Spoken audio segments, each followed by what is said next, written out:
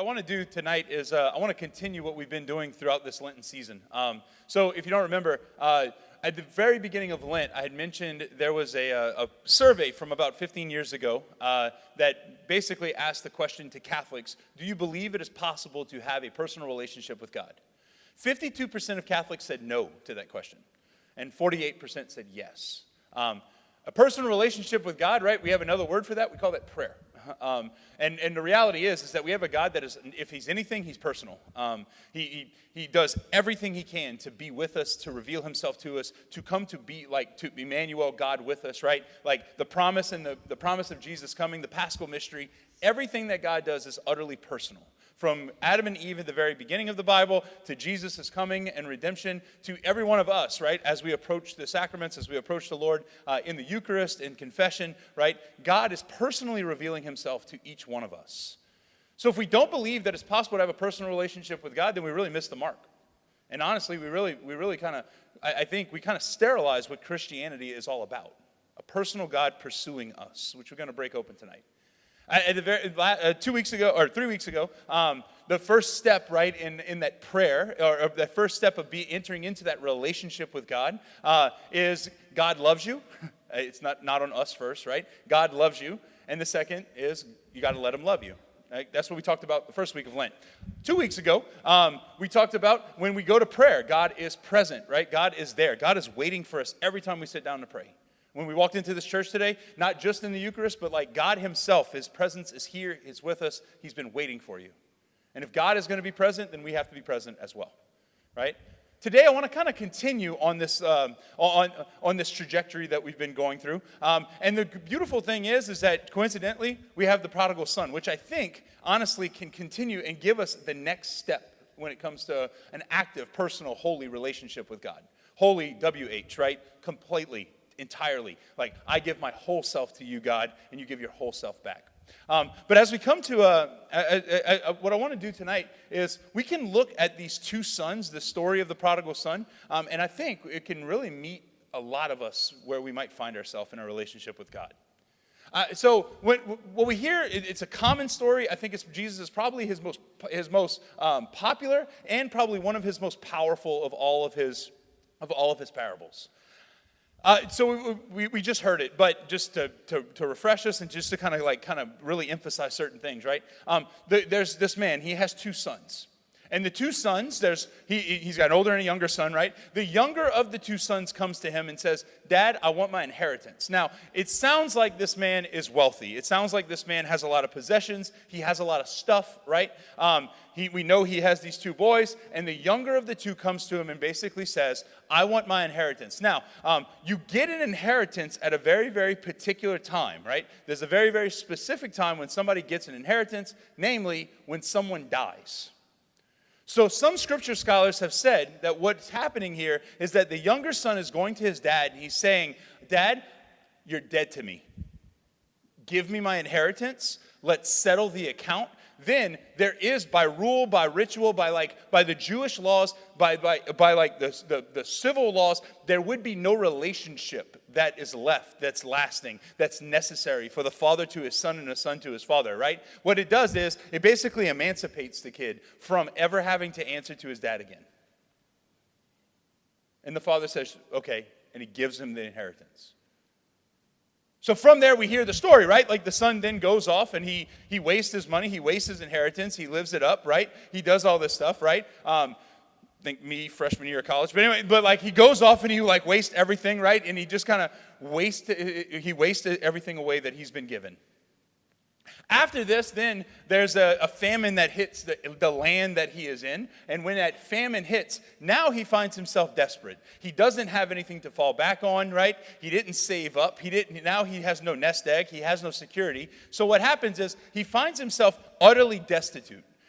And so much so that he hires himself out to someone who is going to get him to tend the swine.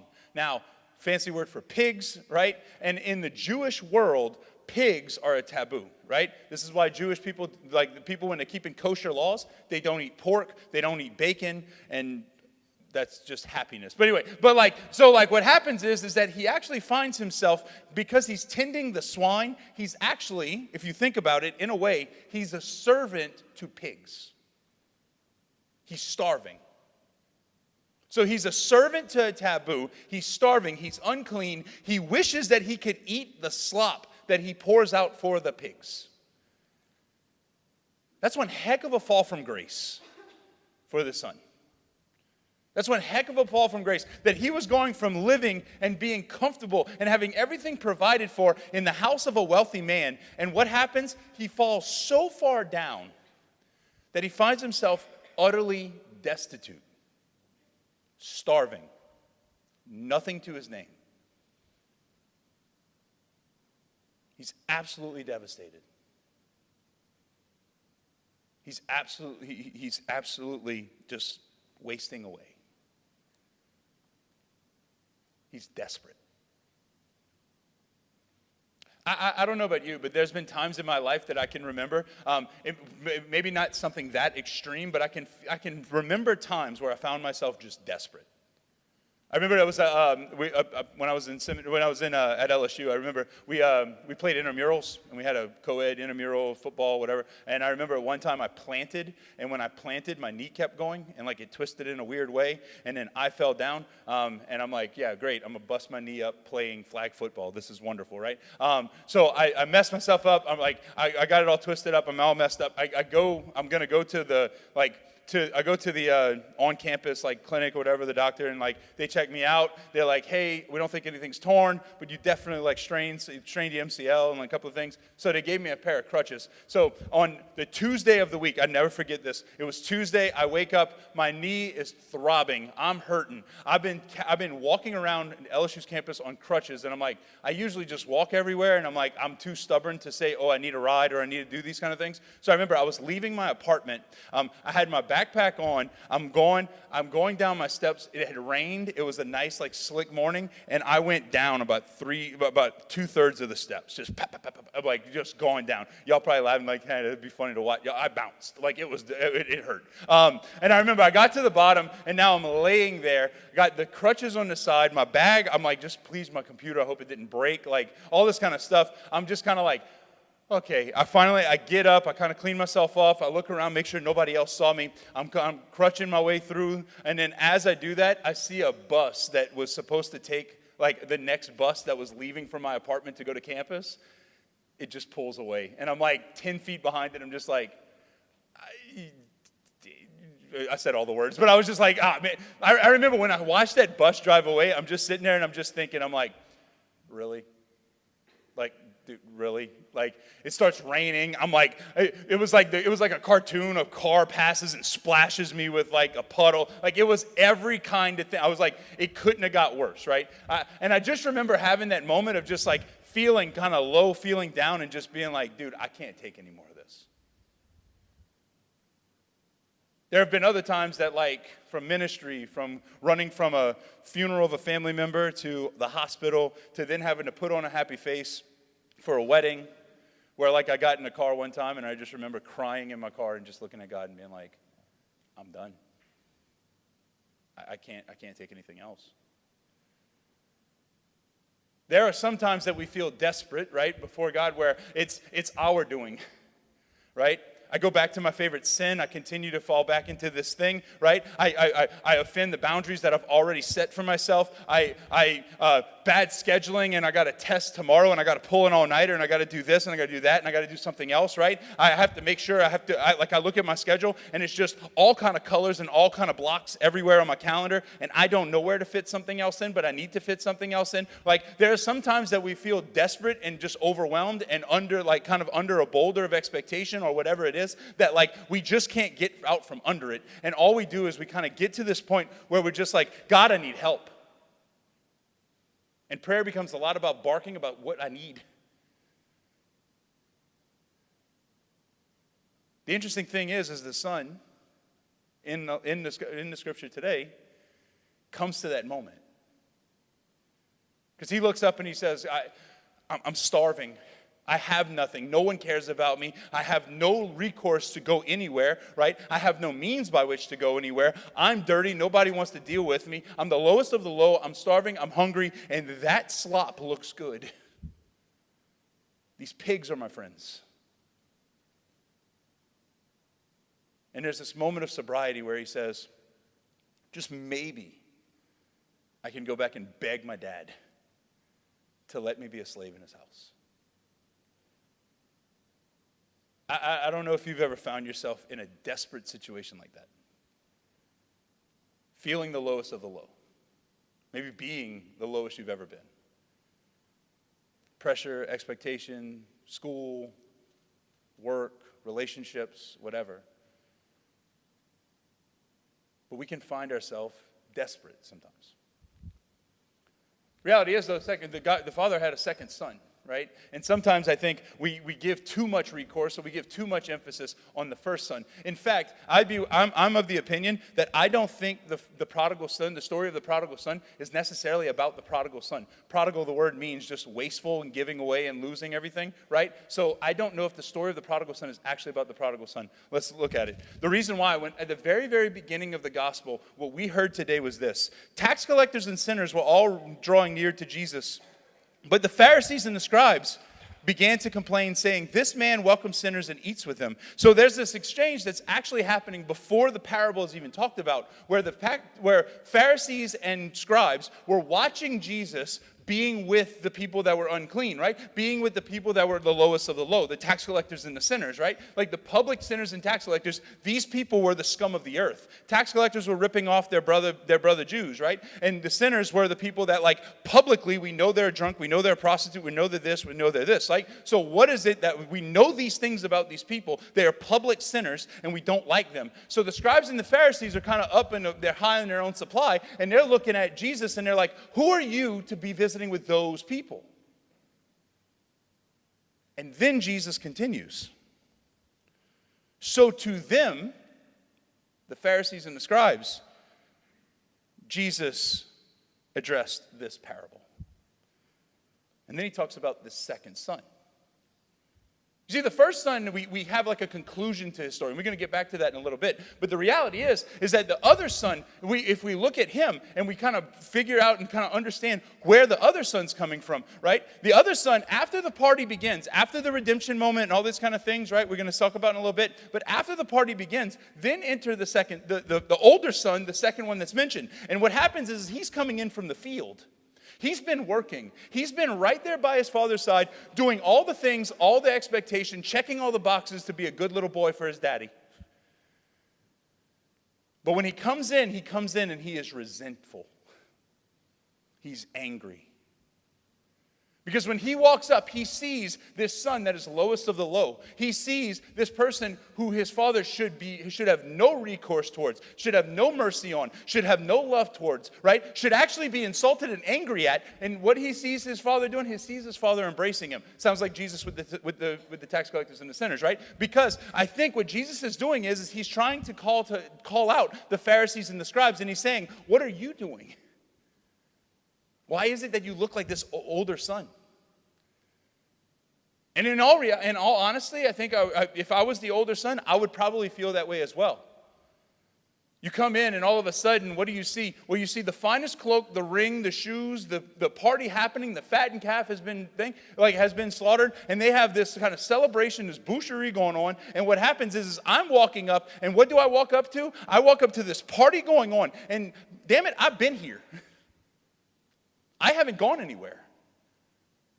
Who are you to, Dad, who are you to give him all of these things? A kid who has insulted you, a kid who has wished you dead, a kid who has broken his relationship with you, has left all the work for us to do, for me to do, so that I had to pick up all of his loose ends, right? And he has gone off and he's wasted all of your money, he's wasted all of your time, he's wasted all and taken advantage of you over and over and over again. Who are you to give all of this to him and to celebrate with him?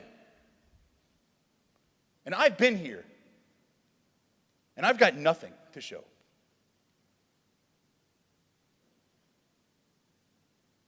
You can hear the entitlement in the older son.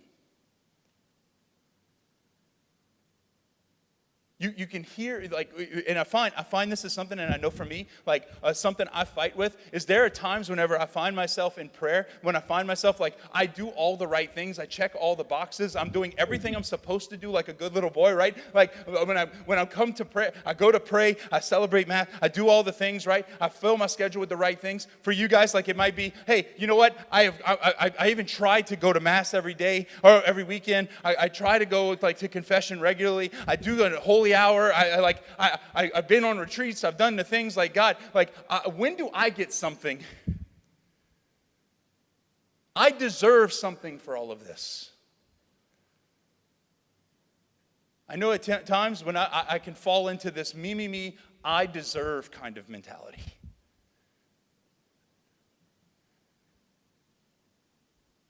And it's just as broken as the I'm desperate. It's just as far of missing the mark. I think a key when it comes to prayer, if we want to be honest with ourselves, if we want to be honest before God, I think a key when it comes to prayer is that we need to know where we are. Because you know what? There are some seasons that you might be feeling like I am distant. Like, I went on a retreat and things were great, and I was praying regularly and all this kind of stuff. And you know what? Like, Mardi Gras happened and I stopped doing those things. And you know what? I feel like I've kind of fallen and backslid, and now I'm falling back I feel like the lowest of the low again. I remember the relationship that was, and God doesn't really want to see me though. This lie that kind of settles in.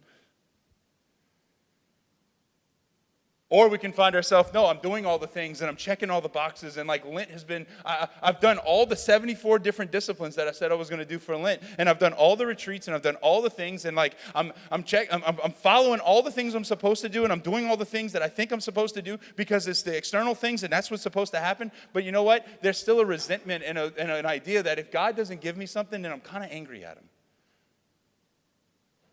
There's this lie, I think, and I know for me, like, at different times I had to get over it, that we kind of look at God as Santa Claus. Like, if you're good, then you get stuff from him, right? Like, that's not the case. But we can have this mentality of I deserve. The reality is that however we go to God, whether it be we are desperate, whether we feel like we deserve something, whether we're overwhelmed, whether we're tired, however it is, when we approach God, we want to approach God as we are. Not as we think we're supposed to be. Not with a mask on. But that when we approach God, we approach him raw. That we approach him exactly how we are. Like, when we go to God with like more freedom than we do with our best friends.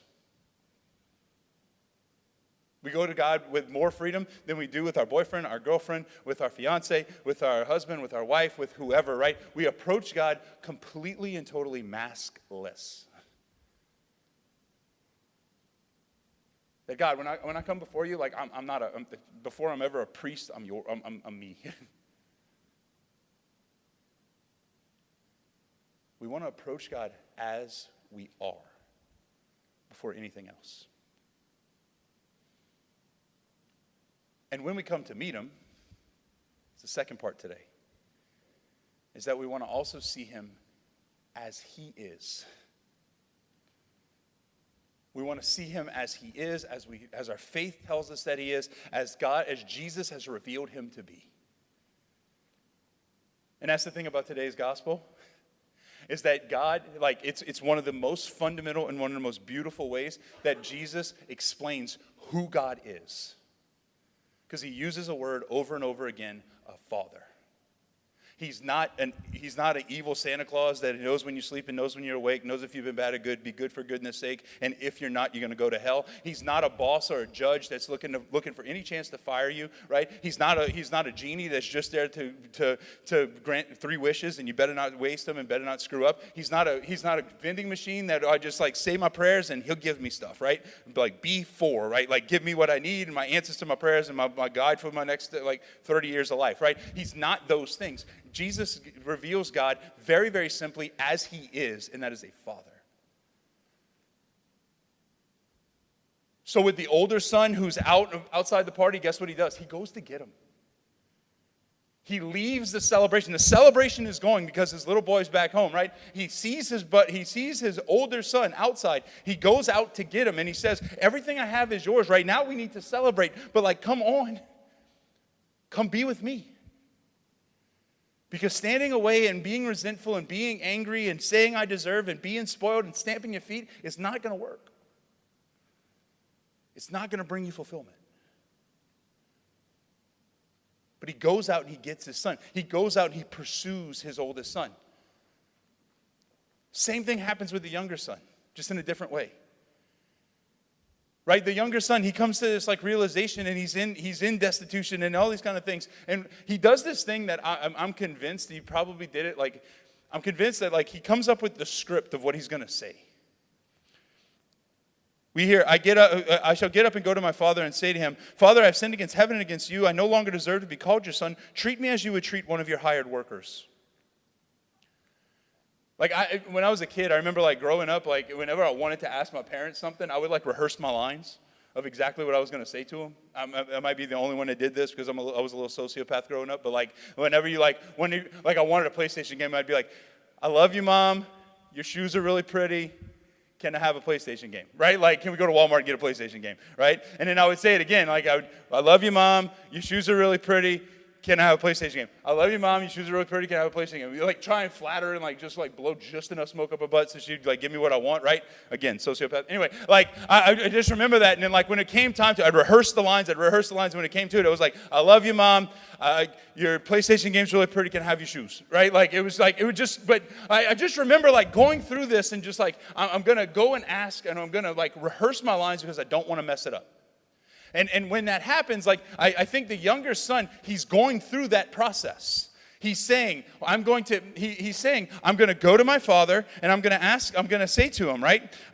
Father, I have sinned against heaven and against you. I no longer deserve to be called your son. Treat me as you would treat one of your hired workers. And he says it again, and he says it again, and he says it again. And as he's walking back, he continues to say it over and over. And as he gets close, the interesting thing is the scripture is very, very explicit about the encounter that happens.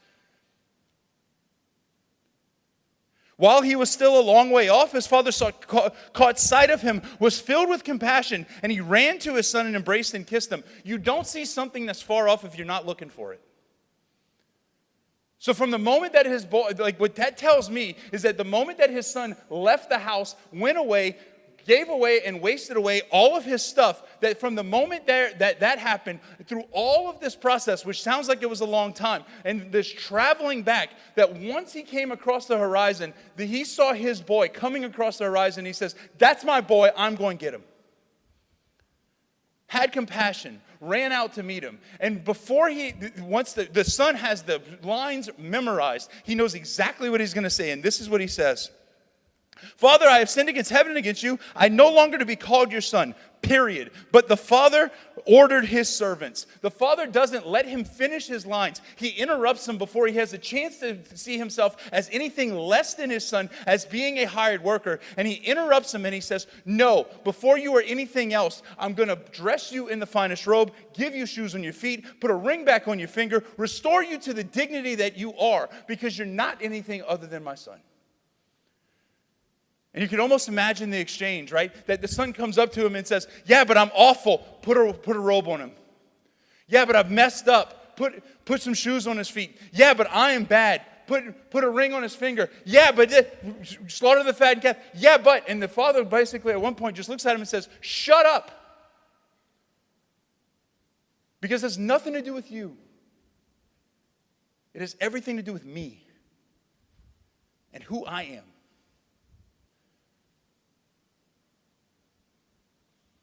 When we approach God, it has a whole lot, our prayer, our relationship with God. He is concerned about us. He wants us okay. He wants us restored. He wants us healed. He wants us to know that we're loved, that He's there, all those kind of things. But our prayer has so much more to do with God than it does to have to do with us. This story goes by so many titles.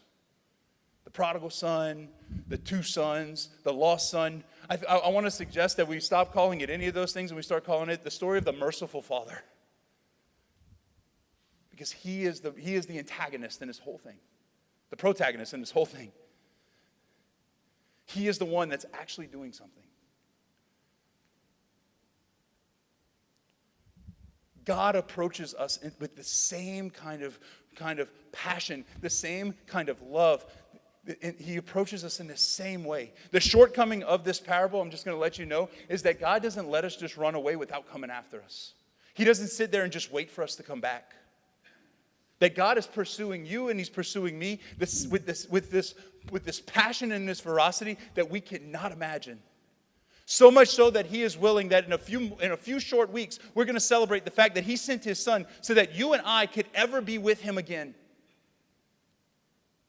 Because the bad news is that whenever Adam and Eve ate of the fruit, they broke the freaking world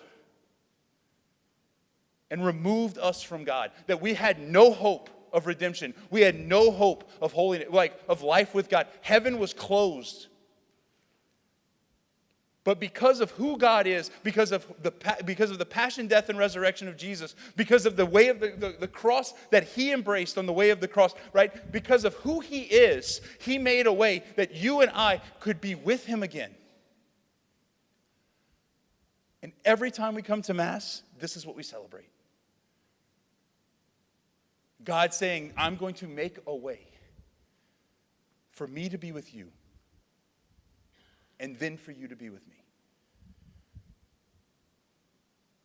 Our relationship with God, our prayer, our time with him when we come to the sacraments has so much more to do with who he is. And it's less about where we are. Tonight as we come to Mass, as we do every time, God steps down to meet us. God continues to pave a way. God continues to allow, to reveal that he loves you, that he's here for you, but also that he wants you to be with him, but particularly as he is. Not as we think he is. Not in a way where we're afraid of him or we disqualify ourselves. But he says, no, I'm coming for you. I'm pursuing you. I want to be with you. I love you. May tonight as we come to Mass, wherever we find ourselves, that we'd be ready to receive the Father, receive his love, receive the Eucharist right where we are, because it's who he is.